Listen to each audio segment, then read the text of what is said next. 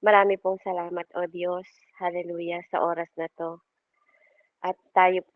Kami po ay muli mong tinipon, muli mong pinagsama-sama. Salamat sa mga puso ng aking mga kapatid, Ama, na andun po yung kagalakan nila na, Lord, nahuli man kami, Panginoon ko, nahuli man ako, O God, sa amin pong pagtitipon, andun po yung puso nila na simulan ang gawain mo. Salamat po sa mga tinanim mong pagmamahal nila sa gawain mo, Panginoon, dahil tunay na ikaw, O Diyos, ang nagmamay-ari ng online na 'to. Ikaw ang Diyos na kumikilos sa online na 'to. Ikaw ang Diyos na napaparangalan sa bawat pasasalamat, Panginoon, na binibigkas ng aming mga labi. Salamat sa bawat season ng buhay namin, Diyos ka sa amin. Alam ko, Panginoon, na marami kaming pinagdadaanan. Maraming din pong mga pagsubok na dumadaan sa bawat buhay ng bawat isa. Naging mabangong nawa, Panginoon, ang bawat pasasalamat, Panginoon, at paglilingkod ng bawat isa sa iyong harapan, O Diyos, na pinili ng bawat isa sa amin na pumunta sa gawaing ito at magpahinga sa presensya ng banal mong salita, O Diyos, at sa pangalan mo, Panginoon, na laging maitaas sa aming mga buhay. Hindi po ang mga sitwasyon ng aming mga buhay, kundi maparangalan namin, Panginoon, ang iyong pangalan, O Diyos, sa kabila ng pinagdadaanan namin sa aming buhay, sapagkat ang tunay na buhay ay ikaw.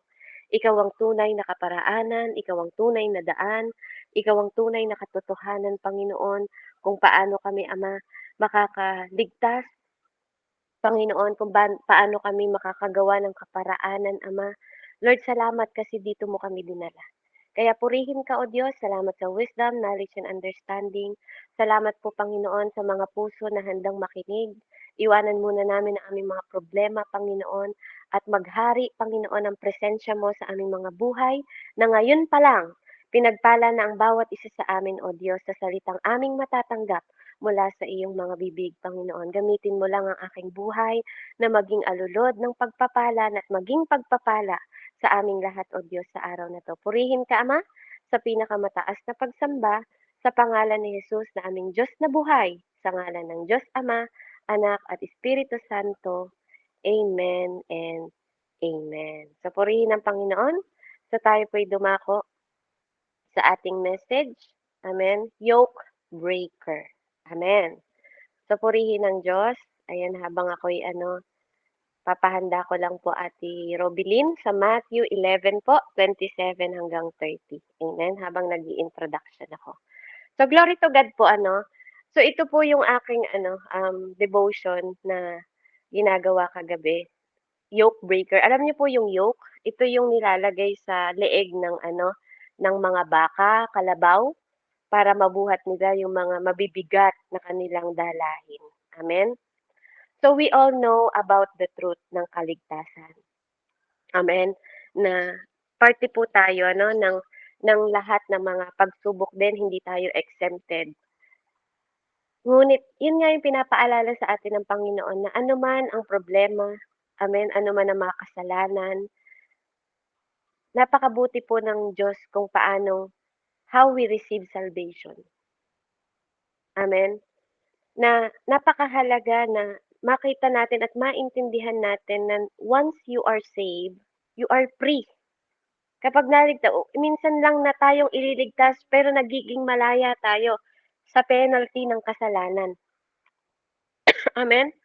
Na yung kasalanan natin is nabubura. Kaya napaka-wonderful po ng Panginoon ng distinct God na 'to, kung paano natin siyang pinupuri at yung mga pasasalamat ninyo.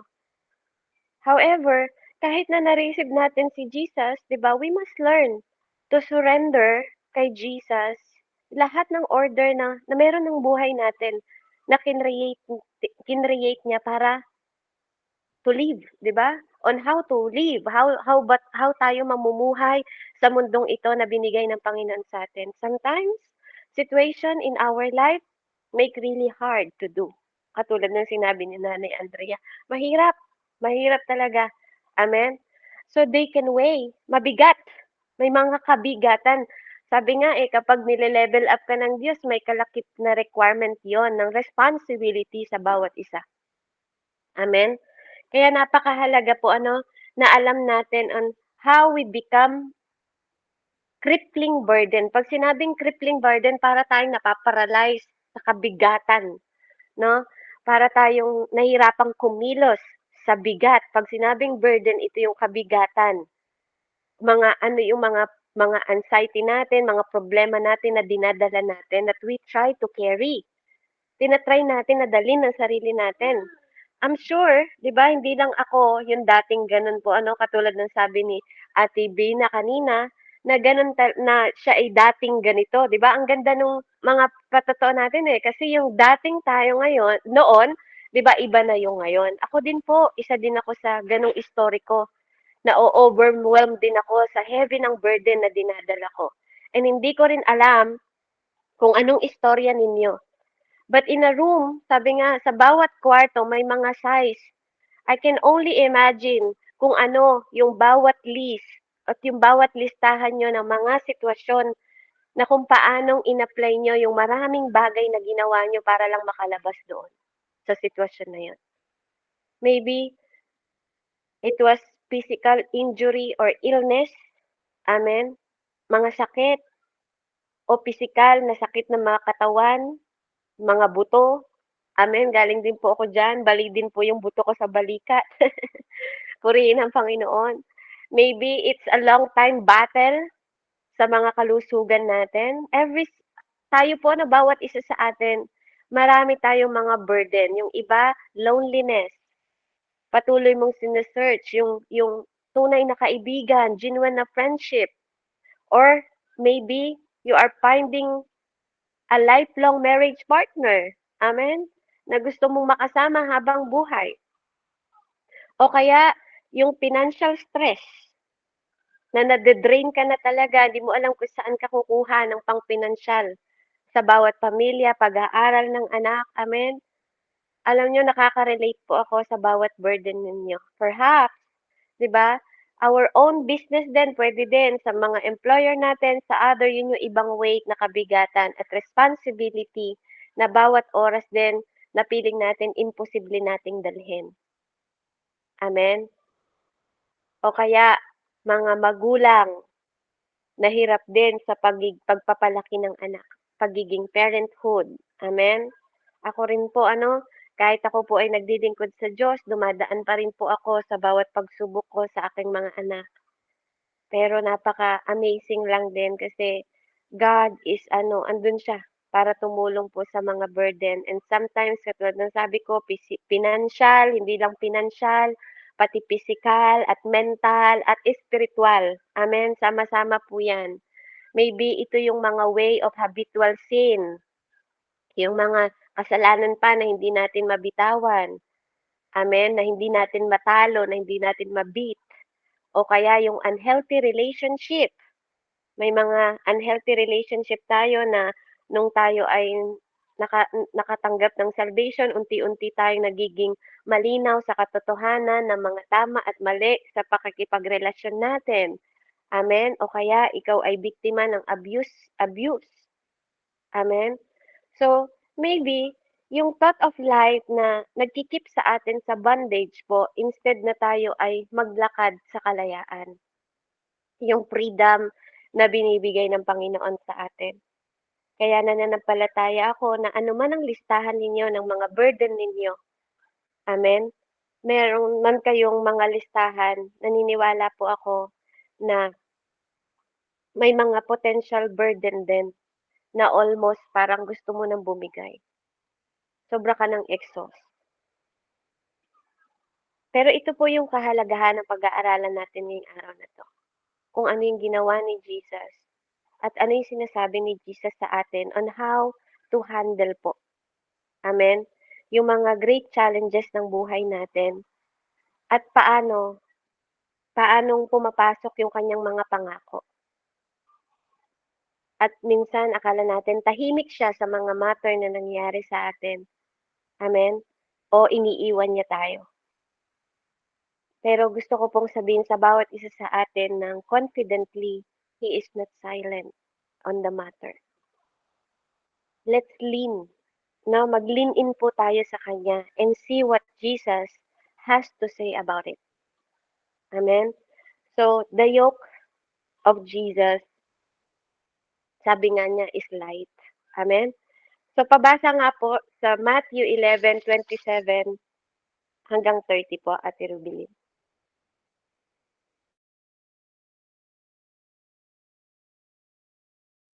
Amen po. Ang sabi po sa Mateo 11:27 to 30, ibinigay na sa akin ng aking Ama ang lahat ng bagay.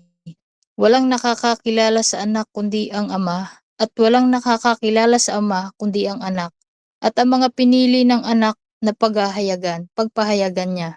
Lumapit kayo sa akin, kayong mga nahihirapan at lubhang nabibigatan sa inyong pasanin, at kayo'y bibigyan ko ng kapahingahan. Pasanin ninyo ang aking pamatok, at matuto kayo sa akin sapagkat ako'y maamo at may mababang loob. Makakatagpo kayo sa akin ng kapahingahan. Wait po. 30. Sabi po sa 30, sapagkat madaling dalhin ang aking pamatok at magaan ang pasaning ibibigay ko sa inyo. Amen po. Salamat po sa pagkabasa ng salita ng Diyos. Amen. So praise God. Ano po? So kanina sinabi ko, hindi ko po alam kung ano yung mga yoke ng bawat isa sa atin, kung ano yung mga pasanin o yung mga kabigatan na dinadala po ng bawat isa. No, you can list, mag-take list kayo. Pwede niyo rin pong ilista kung ano yung mga burden ninyo. O sometimes yung pinaka-heavy burden na dala-dala natin is nasa isip natin kahit hanggang ngayon. Pero during this ministry po ng Panginoon, He always used the example na ma-resonate niya yung cultural, amen, and practical na sitwasyon ng mga tao noon. Kapag nagsasabi siya ng mga parable, yun yung way ni Jesus. Kaya nga sinasabi sa atin ng mga pastor natin, pag nagbabasa tayo ng Bible, tingnan niyo yung audience, tingnan niyo yung context, tingnan niyo yung kung sino yung mga kung ano yung kanilang kultura noon, hindi laging nasa iyo. Amen? But then, 'di ba, iyon yung way ni God. Yun yung way ni God para maabot niya yung mga puso ng mga tao noon. Kasi para madali ka bang maka-catch up sa sinasabi ng Panginoon sa atin. Sa mga nakikinig sa Kanya para makuha niya yung atensyon. Kasi ganun kapag nagpapahayag ka ng salita ng Panginoon, dapat kaya mong kuhanin yung atensyon ng mga tao ayon sa kanilang pinagdadaanan. Amen? So dito, nasa agricultural practice sila noon. Kaya hinalimbawa ng Panginoon yung yoke. Amen? So ano ba yung yoke? Sabi ko nga, ito yung nilalagay sa ulo, sa likod, sa pinaka, di ba, apat yung paa ng kalabaw. Yung nilalagay sa ulo. Amen? Yung kanyang yoke. Para mailagay yung kariton, di ba, sa mga taga-probinsya, yung mga binubuhat nila sa likod, yung mga nilalagay nila na mga mabibigat na pasanin na sa kalabaw nilalagay at yun ang nilalagay nila sa likod ng kalabaw o baka. So ito yung halimbawa na term na ginamit ng Panginoon para makuha po yung application natin na pag-uusapan sa araw na to. So, let's first look yung word na burden. What is burden? Amen? Ito po yung actually na 3 words for burden. Amen? Na sinasabi na NP but only 2 are applied to people. Those are portion and baros. Amen? Ito po yung parang hinihit na in a few minutes. Amen, na pag inano mo sa Greek word. Amen, yung burden. Sa Matthew 11:30, Jesus is speaking in Greek word na tinatawag na yung portion na pag binasa mo siya is optiob, na portion na ibig sabihin is a load, yung bigat. Yung often used na tinatawag na cargo ng mga soldier na parang ipinapak nila sa likod nila that time. It is also same root na use na ginagamit po sa biblical na weight of logistic religious obligation. Amen? So, yun, kaya tayo pumupunta sa ganitong word po kasi kapag, di ba, maraming salin ang ginawa ang Bible, kailangan din nating maintindihan kung ano yung specific na tinutukoy sa Biblia. Amen? Kasi isa lang siyang meaning sa English, 'di ba? Pero marami po siya talagang kapaliwanagan na dapat i-dig natin. So nire-refer din ito yung load na proportion to the individual. So in biblical text, it is the heavily used metaphorically to describe personal duty. Ito yung individual natin, personal duty natin, moral obligation or life hardship. Kaya nga, yung introduction natin kanina, ano man yung mga heaviness ng bawat isa sa atin, we have. Totoo yan, hindi po talaga mawawala. But please close attention po sa sinasabi dito, no? Pag binalikan natin, now, let's look at the yoke. Yung yoke po in Matthew, sa verse 11, in Greek word ay tinatawag na Sygus or Sugus. Amen? Di ko alam kung paano i-pronounce yan. Sa Sugus siya or suyok. Amen? So it was a wooden, yun nga yung crossbar po na nasa likod, typically curved. It fit in the shoulder or neck of the pair of drop animals. Usually, ang mga animals na ginagamit dito, yung oxen po nung panahon nila. Connecting them to plow of or cart, yung kariton sa likod nila, to pull together rather than independently. So, ginagamitan sila ng cart sa likod o parang wagon na malaki para hindi lang individual na carry-carry po nila yung mabibigat na yon. So, allow me to point out yung critical na fact po sa pretty cool na mensahe dito. It was a custom fitted. Amen? Yoke are not one size fits all. Amen? So yung yoke po, hindi lang ito one size. Amen? Iba-iba po tong size, pero it fits all. Amen? So ito yung craftsman na wood shape na specifically sa animal neck or sa shoulder po to prevent chafing. Parang ma-prevent po na masugatan. Amen? At ma-maximize lang yung kanilang mga hinihila. Maging efficiency lang. Maging tama lang po. Amen? So, yun po yung trabaho. So, traditionally, yung experience, kahit po malalakas yung mga ox noon para magang pair sa mga young o kaya sa mahihina na mga animals na kasama nila. Amen? Para pag niloload sa kanila po, hindi po nagiging lugi. 'Di ba? Yung isa magaan, isa mabigat. Ganon. So, ito, natutulungan silang mag-balance o nalalearn nila yung rhythm ng mga trabaho nila. So dito, si Jesus, sinasabi niya sa verse 30, His yoke is easy.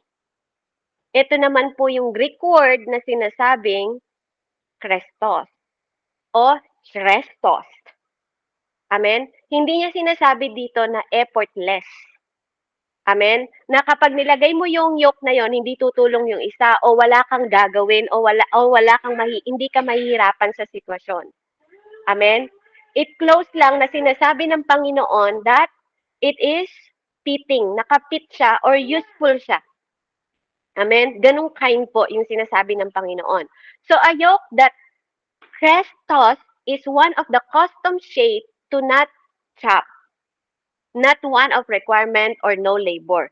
Hindi sinasabi na wala ka nang gagawin kapag may yoke ka na hindi ka nakikilos o hindi ka nagagawa. Amen? So kapag binasa ulit natin yung verse 21, Come to me, all you have are weary and burdened, and I will give you rest. Verse 29, Take my yoke upon you and learn from me. So may gagawin ka. Amen? I-take mo lang yung mga kabigatan mo. Sabi niya, punta ka sa akin, halika dito sa akin. Dalin mo yung yoke mo, amen? And learn from me. Yun yung sinasabi ng Panginoon, matuto ka sa akin, for I am gentle and humble in heart. Amen? And you will find rest for your soul. Verse 30, for my yoke is easy and my burden is light. So it is important to understand po yung contrast ni Jesus na sinasabi dito na dinodraw niya, it's not labor versus no labor. Amen? Hindi yan sinasabi dito na hindi ka tatrabaho. Hindi niya sinasabi yung may trabaho versus walang trabaho. Hindi po ganon. It is different between the ill-fitting, kasi dito, sinasabi niya po dito, kinakrush niya yung religious system. Amen? Versus sa a yoke built by someone who knows your shape and ability to bear the load. Amen? So, dito sa panahon na to, no, kasi madalas po nga tayo, bakit ano ba yung tinatawag natin na religious system? Mamaya po, dadating tayo dyan. So, ito yung pinapaunawa ko sa inyo, ito yung difference na binabasag ng Panginoon nung panahon nila noon. Pinopoint dito ng Panginoon yung pagkakagawa, 'di ba? Yung tekton na sinasabi or carpenter, kasi si Jesus before is yung ministry niya, siya ay carpenter, 'di ba? Bago siya nag-ano sa ministry, ang tatay niya po ay carpenter. Amen. So yun yung history. Amen ni Jesus Christ bago po siya naglakbay sa 3 taon ng pagsisimula niya ng ministry habang inaantay niya yung kanyang edad na 30 years old. Amen. So dito po nagbigin na yung sa pamamagitan ng produktong ginagawa ng Panginoon, alam niya yung standard nito eh. Kasi karpentero si Jesus. Alam niya yung kalidad, alam niya yung pag-shape. Amen? Kaya makikita natin at may idea ang Panginoon na andun yung wisdom niya kasi yung in own hand niya, alam niya kung paano niya shape yung yoke na yon dahil carpenter siya, may idea siya kung paano ginagawa yon. Amen? Kaya alam ng Panginoon na literally, yung binilt ng yoke na yon on His own hand. Amen? My yoke is easy. Sabi niya. Kaya niya nasasabi na madali lang, magaan lang yung yoke ko. Amen? So dito, nakikita natin yung different weight. Amen? Kung paanong ang karpentero po, sinape po sa pamamagitan ng mga leeg ng mga hayop na yon. So yung invitation na nagpupulpo alone with Jesus, amen, habang nanonood siya sa atin, habang tinitingnan niya yung mga buhay natin, alam ng Panginoon, He is fair. He's doing na yung mga plano niya sa buhay natin, alam niya yung mga heavier. And gusto niyang makishare sa iyo at sa akin para hilahin yon. Kung ano man yung kabigatan, ano man yung burden mo, ano man yung parang nagpa-paralyze sa iyo sa kabigatan na nararanasan mo ngayon. Amen. Sa bawat karakter natin na nahihirapan din tayo, willing ang Panginoon na ino-offer niya yung sarili niya, come to me. 'Di ba? Yun yung invitation ng Panginoon sa bawat isa sa atin. His yoke is easy. His burden is light. Hindi ibig sabihin, 'di ba, that you won't be called. Hindi ka tinawag ng Panginoon to do hard things. It doesn't mean you will not go through hard things. When we follow Jesus, it doesn't mean that hindi tayo dadaan sa mga hard things. Ang sinasabi niya lang dito, I must be surrendered. 'Di ba? Kailangan natin, sinasabi niya dito na He's leading. Alam niyo po, come to me. Come. Yun yung invitation niya. I-surrender mo sa akin lahat, anak. Alam ko, maraming mga hard things, marami kang mga trabaho, marami kang mga kabigatan na nararanasan ngayon. Gusto kong makabahagi. Gusto kong maging bahagi nun, anak. Tutulungan kita. Come to me.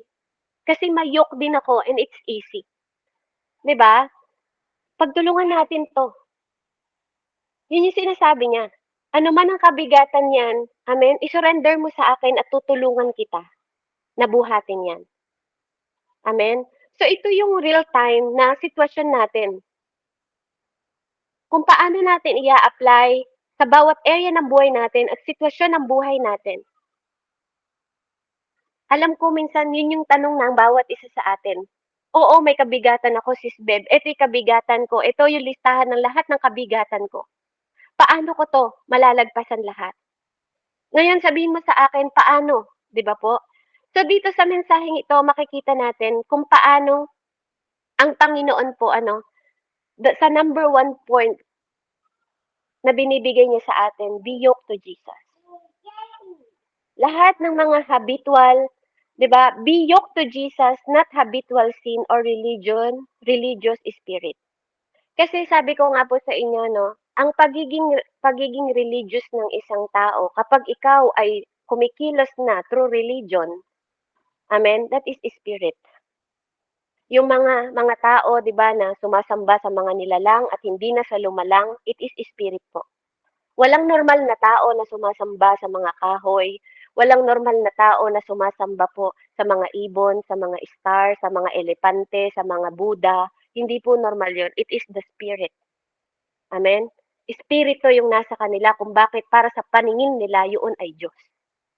So yun yung mga kasalanan po or yung habitual sin ng ating mga laman. Amen? Or mga chain pa, 'di ba? Yung mga mga mga foothold natin na hindi pa rin natin mapagtagumpayan. Kaya nga gusto ng Panginoon na maintindihan natin kung anong ibig sabihin ng salvation. Kasi 'pag nasa position tayo ng salvation, dapat ang posture natin kalayaan, liberty, kasi where the spirit of the Lord, there is freedom. Hindi puwedeng ligtas ka pero wala ka espiritu ng Diyos. Kasi yun yung pinakasusi mo, ang espiritu ng Diyos ang maghaharap sa atin sa Panginoon. Amen? Kaya nga napakahalaga po na maging honest po tayo sa ating mga own na puso sa mga oras na 'to. Ano man yung mga tahimik na kini-carry natin na na-e-exhaust tayo sa mga weight o kabigatan, maging pride man 'yan, greed man 'yan, lust man 'yan, envy man 'yan, or anger man 'yan. Amen?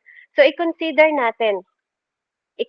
po natin that if you have meron tayong mga yoke na dala-dala o kaya kakulangan natin sa self-control natin o kakulangan natin sa pagkokontrol sa pagkain, amen, sa inumin o impatient tayo, it is yun din yung mga sometimes na burden natin kapag di natin makontrol yung mga pag-uugali natin or napaparalyze tayo kasi natatrap tayo sa mga kasalanan, lalo na po yung tinatawag na unforgiveness.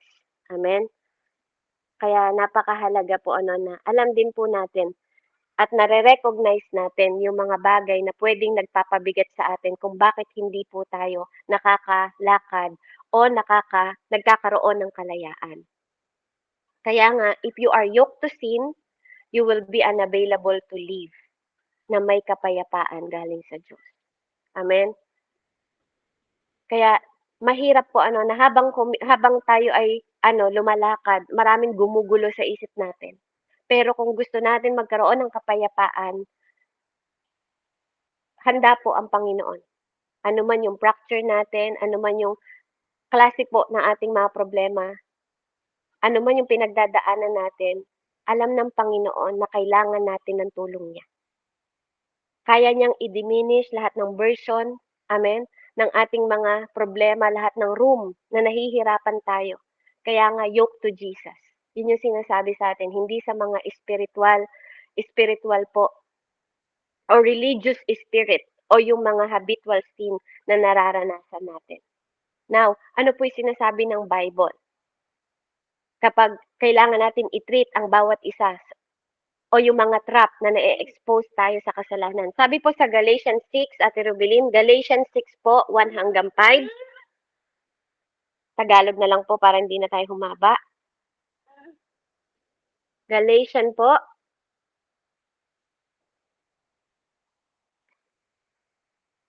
6, 1 hanggang 5.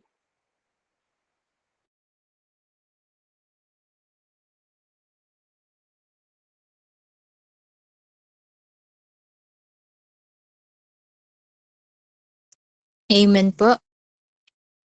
Sabi po sa Galatia 6, verse 1 to 5, mga kapatid, kung may isa sa inyo na mahulog sa pagkakasala, kayong pinapatnubayan ng Espiritu ang magtuwid sa kanya. Subalit, gawin ninyo iyon ng mahinahon at mag-ingat kayo, baka kayo naman ang matukso.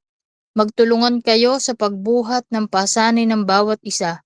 Sa gayong paraan, ay matutupad ninyo ang kautusan ni Kristo.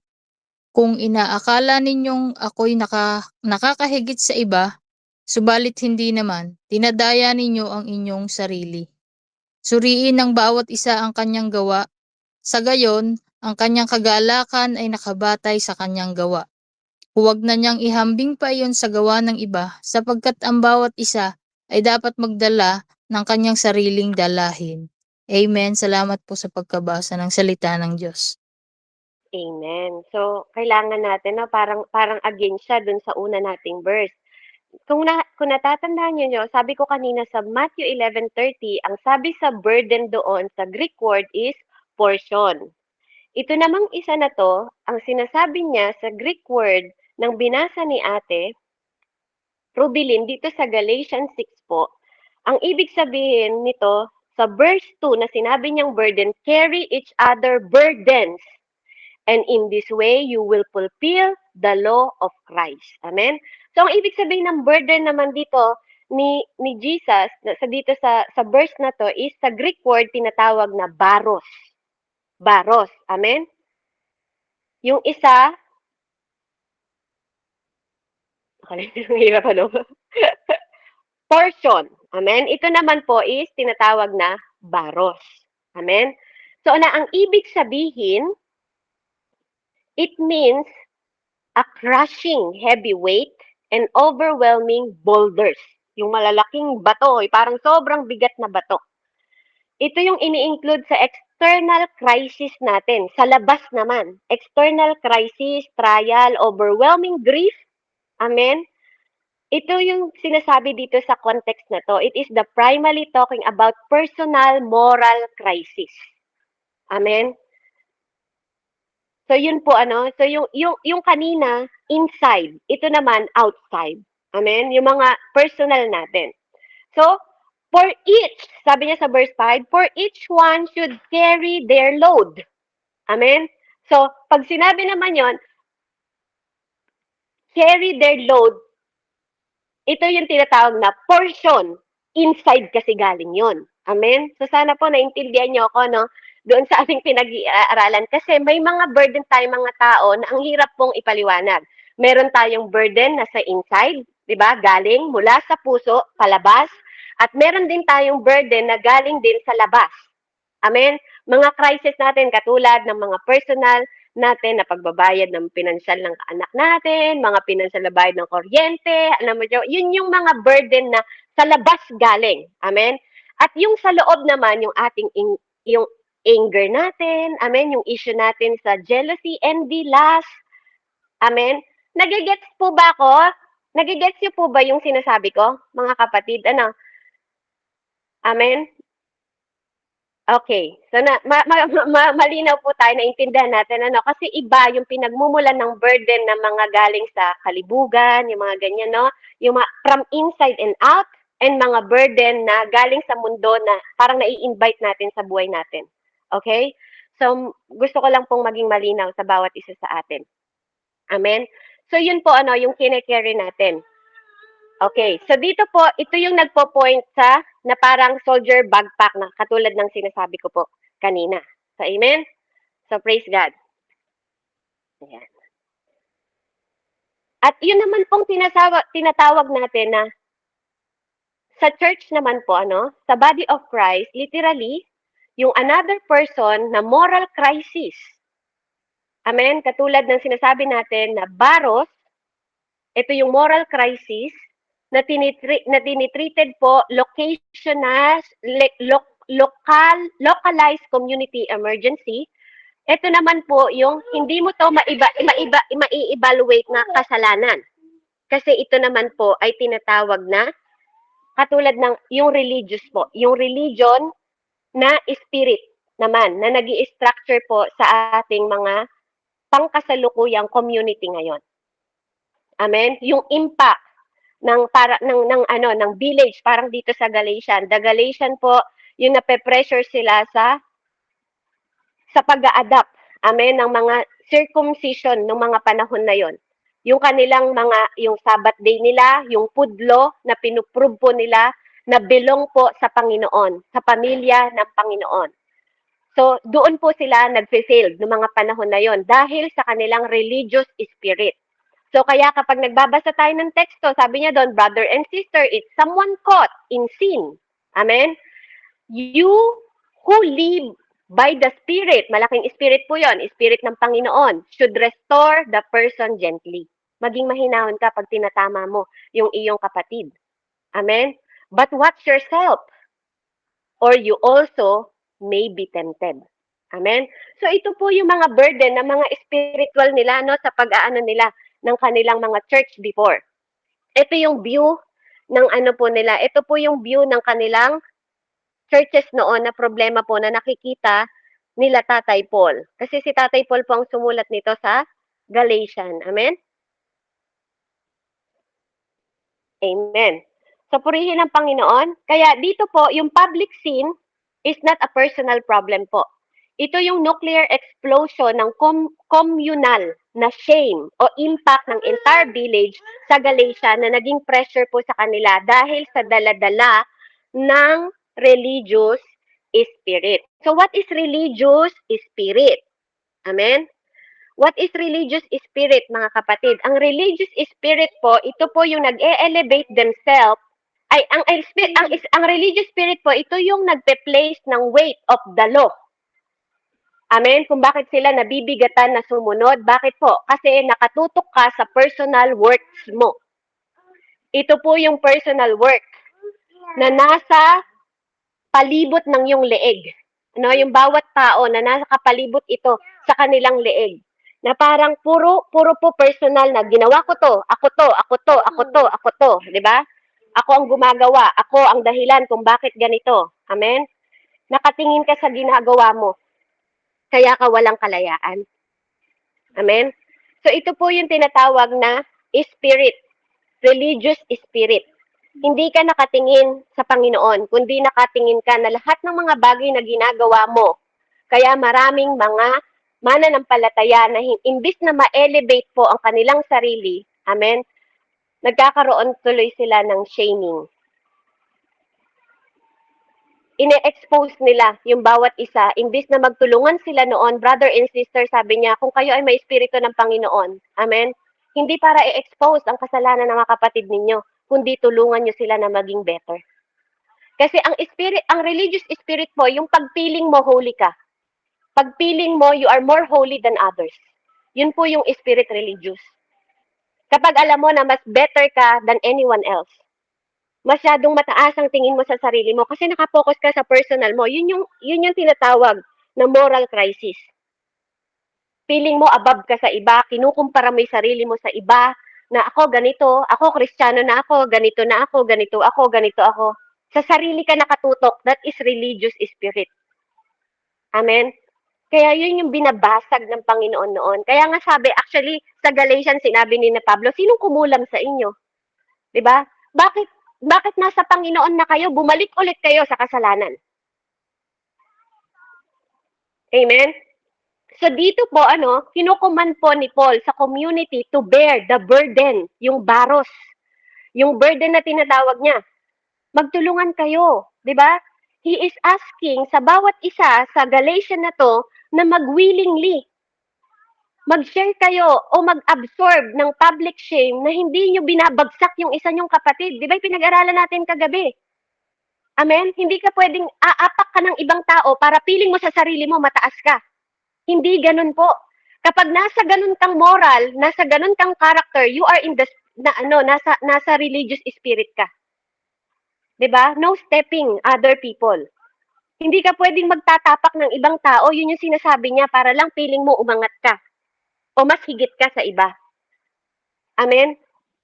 Hindi po yun yung tinuturo ng Panginoon sa atin. Instead of casting them out, 'di ba?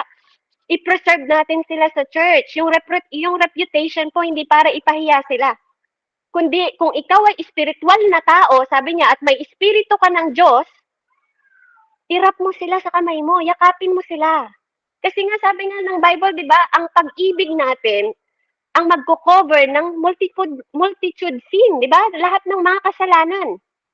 Kayang i-cover po ng pag-ibig. Amen? Kasi lahat tayo, hindi natin dapat, pwede nating i-correct. Kung ikaw ay may espiritu ng Diyos, i-correct mo sila ng gentle. Yung para hindi sila umalis sa church na yon o sa kinalang sinasakupan. Amen? Hindi mo kailangan silang i-expose sa kasalanan nila, kundi yakapin mo sila katulad ng pagyakap ng Panginoon sa atin, mga kapatid. Amen? Alam kong iba't iba tayo ng mga ginagawa. Now, let's bring it in a little closer po. Jesus didn't just break the chain of dead religion. He broke the chains of emotional imprisonment. Tinatanggal niya tayo sa kadena po ng mga nagkukulong sa atin. So, if we are not careful, we can become paralyzed from the internal trauma that has become our identity. Na pwedeng yung trauma na yun ang magiging identity natin. Amen? Kaya huwag tayong magpatali sa religion. Amen? Huwag kayong magpatali. May mga espiritu ng tayo ng Diyos. Let the Spirit lead us. Ano ba yung prutas ng espiritu? Love, joy, patience, di ba? Self-control, faithfulness, kindness. Amen? Dapat yun yung nagiging bunga natin. Dahil tayo ay led by the Holy Spirit. Mga kapatid, let me remind you, those who born in the Spirit is a spirit. Okay? Hindi na tayo nasa mortal. Hindi na tayo mga immortal. We are spirit, mga kapatid. We are from above. Kaya tinuturuan tayo ng ugaling pang above, hindi na pang dito. Amen? Kaya napakahalaga po, kapatid, kung ikaw ay espiritu, dapat naririnig mo to. Amen? Kasi, believe it or not, you are normal. You are not normal, Ate Rubilin. Hindi ka na normal katulad dati. Hindi normal ang isang tao. How can you think na normal tayo kung pinapanahanan tayo ng third person ng God? Kung ikaw ay vessel at expression ng Panginoon sa mundong ito, how can you think na normal ka, Nanay Silina? You are not normal, Nanay Andrea. Hindi tayo normal. The Holy Spirit of God living in you. Mga kapatid, don't think you are normal. Actually, we are saints. Pag naiintindihan natin, we are saints. Sa madaling salita, para din tayong Diyos dito sa mundo. We are saints, mga kapatid. Kaya nga, kapag namatay tayo, pinepreserve ng Lord yung ating mga kaluluwa, yung ating mga katawan, pinepreserve ng Lord. Kasi pagdating niya, kukunin niya tayong lahat. Ganun katindi. Alam niyo yun?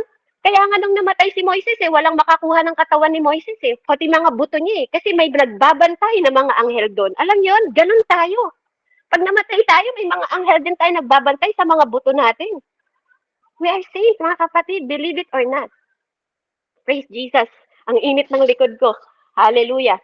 Point number 2 po, Be yoked to Jesus, not your emotional pain. Yung una natin, mag-yoke tayo kay Jesus daw po, not the habitual sin or religious spirit.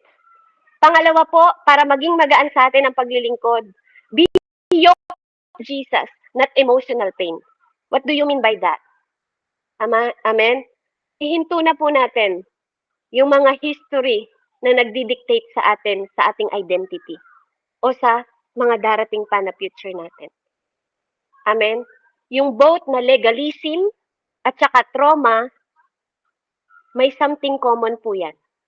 They both operate in fear. Nag-ooperate ang legalism at trauma sa takot, nagko-control at self-preservation. Amen? Hindi po to about sa emosyon natin. Hindi tayo naging mananampalataya dahil sa emosyon.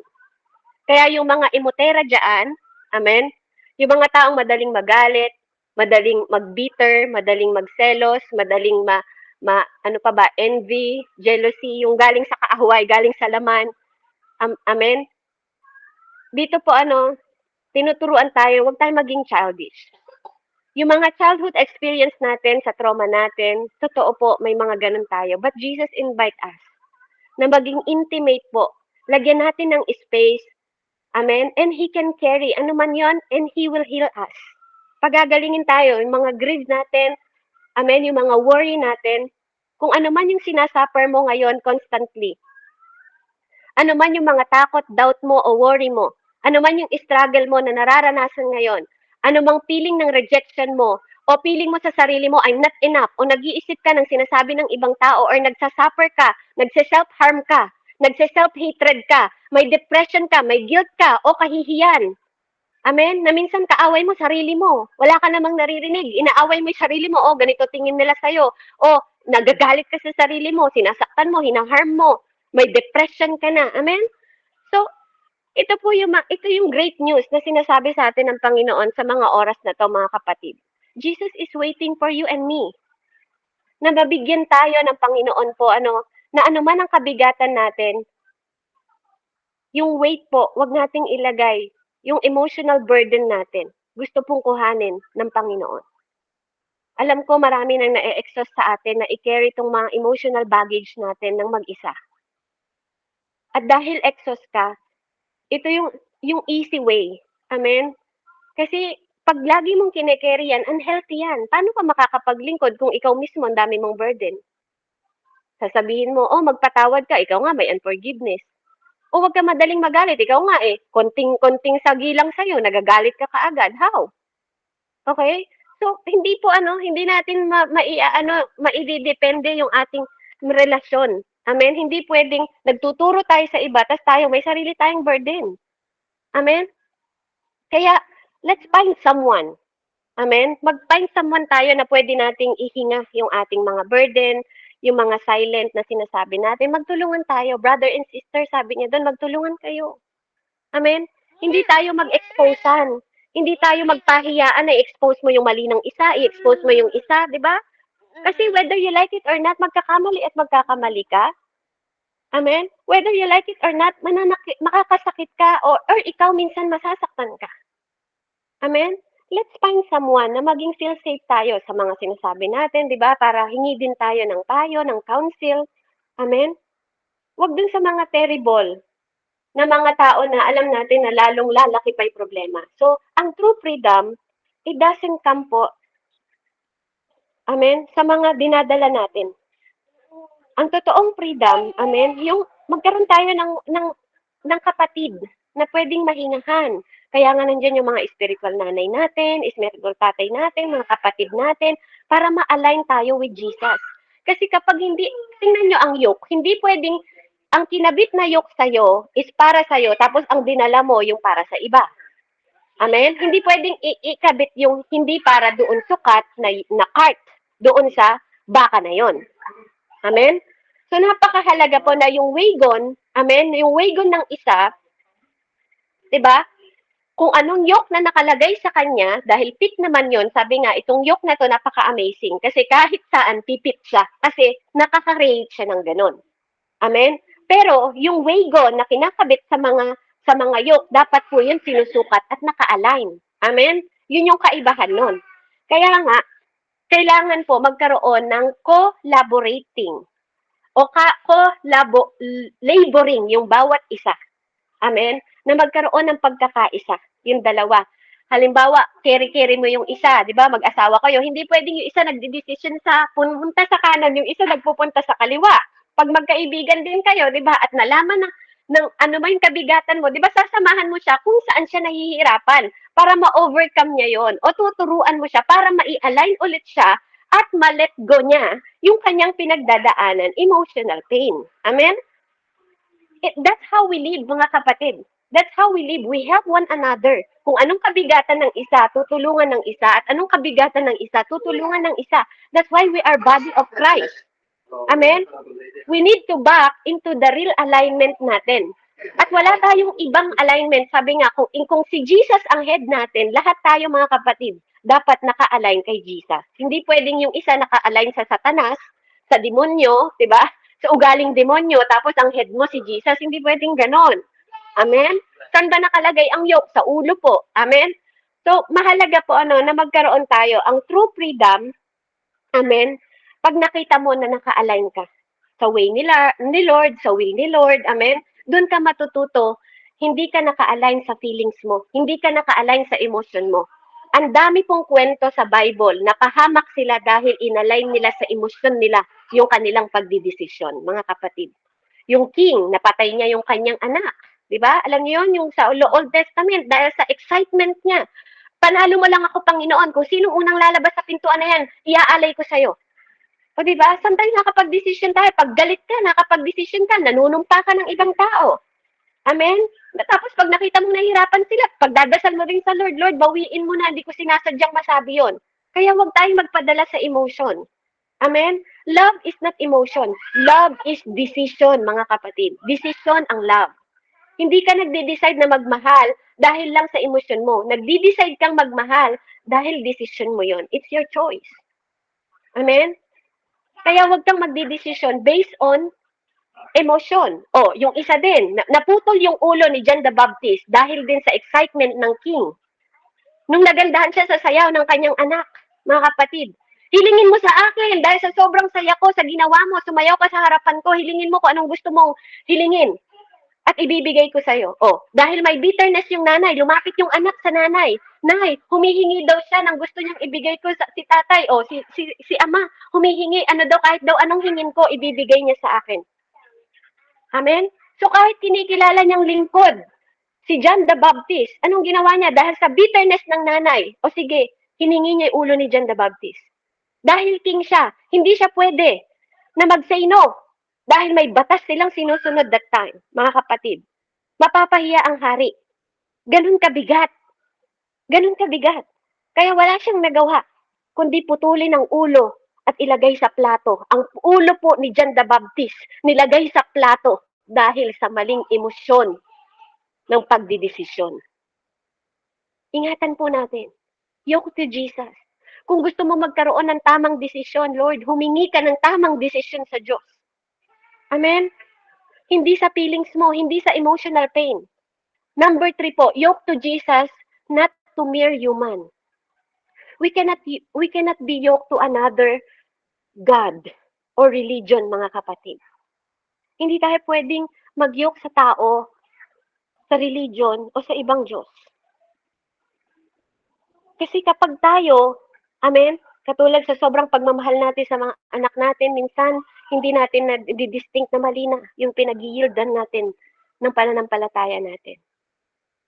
We must avoid being yoked to people. Huwag tayo sa people mag-yoke. Kasi may mga pangako rin ang mga kapwa natin na mabibigo tayo whether you like it or not. Kasi gusto ng Panginoon na sa Kanya tayo nakayoke. No one in your life, amen, was ever meant to take His place. Walang kahit sino sa buhay natin ang makakapag-replace sa Diyos. At walang kahit sino sa mundong ito ang makapag-carry ng kayang i-carry ng ating Panginoon. Hindi tayo kayang bigyan ng kaligtasan ng ibang tao.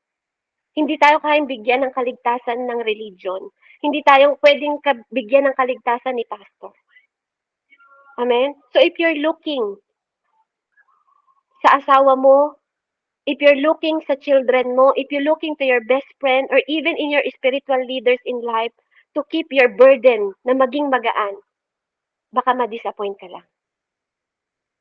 Amen? Kung ganun ang setup mo, kapatid, pinapaalalahanan tayo ng Panginoon sa oras na to, anak, yoke in me. Mag-yoke tayo kay Jesus po, hindi po sa human. Amen? Kasi may hangganan ang tao. Amen? If you are trying to be that person, kung ikaw naman yung klase ng tao na gusto mo, iyok sa'yo yung load ng lahat ng tao, na dapat carry nila, madi-disappoint ka lang. Kasi baka ma-exhaust ka. Baka ma-exhaust ka lang. Amen? Ikaw ang ma-exhausted. Kasi, I have greatest news sa bawat isa sa atin, mga kapatid. Number 4 point po. Jesus is the yoke breaker. Amen? Ito ang katotohanan. Ano man ang lahat ng pinag-usapan natin, from the beginning po ng mensahe ko, they may be yoke you need to break today. Ano man yung yoke na gusto mong i-break ngayon, think about it. Any burden, mga kapatid, galing man sa loob o sa labas yan, you are not carrying today. Hindi mo na yan dadalhin ngayon. That are not yours. Huwag mong i-carry yung bagay na hindi para sa'yo. Amen? Mabibigatan ka lang, mahihirapan ka lang. Kung kasalanan man yan, demonic oppression man yan, na napakahirap para sa yung i-break, religious spirit man yan. Amen? Religious perfection man yan. Amen? Ano man yung sinasabi sa'yo ng ibang tao, you have to live in their standard. Huwag kang mag-live sa standard ng people. Live in the standard of God. Amen? It is pain. Kung pain man yan, na nagsasabi sa mundong ito na ito yung identity mo, no, yoke to Jesus. You know your identity? Kung unhealthy relationship yan, we must remain yoked in Him. Him alone. His yoke is easy, sabi niya. His burden is light. Galatians 5:1, sabi niya doon, it is for freedom that Christ has set us free. Stand firm. Then, do not let yourself be burdened again by yoke of slavery. Hindi yun gusto ng Diyos na maging alipin tayo. Amen? Hindi niya gustong nandyan ka sa sitwasyon na yan. Amen? So let Jesus, maging ready ka ngayong oras na to at maging willing ka to break any yoke, mga kapatid. Ano man ang kabigatan mo na nagkikip sa'yo, na malayo ka para makasunod sa Diyos, let it go. Ibigay mo yan sa Panginoon. Hayaan mong samahan ka niya. Iyok mo yan sa Kanya. Lahat ng kabigatan na yan. At magkaroon ka ng kapahingahan dahil there is easy way para sa Kanya. Kung paano niya gagawa ng kaparaanan yan, hindi mo yun problema. Problema niya yun. Ang gusto niya lang sa'yo, ini-invite ka niya na halika anak, ibigay mo sa akin lahat yan at tutulungan kita. Amen? So purihin po ang Panginoon. Let's pray. Heavenly Father, in the mighty name of Jesus, we honor you, Father. We thank you sa mga oras na to, Panginoon, na anuman ang aming kabigatan o burden sa mga oras na to, dumadalangin ako, O Diyos. Tulungan mo bawat isa sa amin. Tulungan mo kami na matuto sa way mo, sa will mo, sa kaparaanan mo, Panginoon. Na lagi kaming maging kalugod-lugod sa iyo. Tulungan mo kaming laging makita yung identity mo. Hindi yung identity na hindi lahat ng pain namin, Panginoon, kundi, Lord, yung lahat ng bagay na kaya mong baguhin dahil may chance pa kami dahil nandito kami. Na ikaw yung napaparangalan namin, Panginoon, at hindi ang aming sarili. Na huwag namin matutunan na mag-break ng iba para lang makitang masigit kami sa iba. Matutunan namin magmahal katulad ng pagmamahal na meron ka. Matutunan namin, Panginoon, matiisin, Panginoon, dahil alam namin, Panginoon ko, na may tamang oras ka, lugar at panahon ka. May healing sa'yo. May forgiveness sa'yo. May love sa'yo. May patience sa'yo. May faithfulness sa'yo. May self-control sa'yo. Lord, hayaan mo na ma-accept namin, Panginoon, na ano man ang pagdaanan namin sa mundong ito, nagtagumpay na kami. Dahil ikaw ang aming Ama na nakakakita ng tama at mali. Mabuti at hindi, Panginoon. Na balang araw, Ama, magsasubmit kami sa iyo. At Lord, sa mga oras na to, habang kami ay nasa sa mundong ito, Lord, patuloy mo nawa kaming matat na nagtatapat sa iyo. Yung aming lahat ng pain, trauma, Panginoon, lahat ng kabigatan, Lord, sinusurrender namin sa iyo. Ano man, Panginoon, yung pinagdadaanan namin, oppression, anxiety, Panginoon, grieving, Panginoon, in the mighty name of Jesus, Lord, we surrender sa iyong lahat. Kunin mo lahat ng mga burden namin. Lahat ng mga pag-aalala namin, Panginoon, lahat ng mga pinansyal na problema ng bawat isa sa buhay, Panginoon, sa mga kasakitan, O God, Lord, you are our fulfillment. Ikaw ang pundasyon ng aming pananampalataya at hindi sa pangako ng tao. At maraming bagay na lumalakad kami under your grace sa mga oras na to na we are fulfilled, Lord. Lord, wag mo kaming turuan, Panginoon ko. Wag mo kaming ilayo. Wag mo hayaan ang mundong ito magturo sa amin, Panginoon, ang tamang gagawin namin. Magkusturuan mo kami na anuman at gaano man kabigat ang dalahin ng bawat isa sa amin, matutunan namin lagi lumapit sa iyo. Sa relasyon, Panginoon. Lord, magkaroon kami ng lalong mas intimate na relasyon mula, Panginoon, sa iyo upang ang maging bunga ng aming mga paglilingkod ay pawang kabutihan lang sa iyong mga mata. Salamat po, O Diyos, at lagi nawa sa bawat araw, Panginoon, mapangiti ka namin. Mapuno kami ng pagmamahal mo, ma-shower kami ng pag-ibig mo, Panginoon, na dumaloy sa aming pamilya, sa aming mga buhay, sa aming mga kaibigan, sa aming church, na tuwing pumapasok kami, tuwing nakakasama kami ng mga tao, Panginoon, ang presensya mo ang dala namin. Salamat po, O Diyos, sa pangalan ni Jesus, that you are the yoke breaker. And thank you, Panginoon, sa gabing ito na binrake mo na lahat, Ama, ng bigatin at loading na mga kabigatan, Panginoon, sa likod at sa balikat ng aking mga kapatid. Sa pangalan ni Jesus, ito po ang aming samot dalangin. In the name of the Father, the Son, and the Holy Spirit, I pray. Amen and amen. Glory to God po and God bless po. Back to you, Ate Rubilin. Sorry po napahaba na tayo.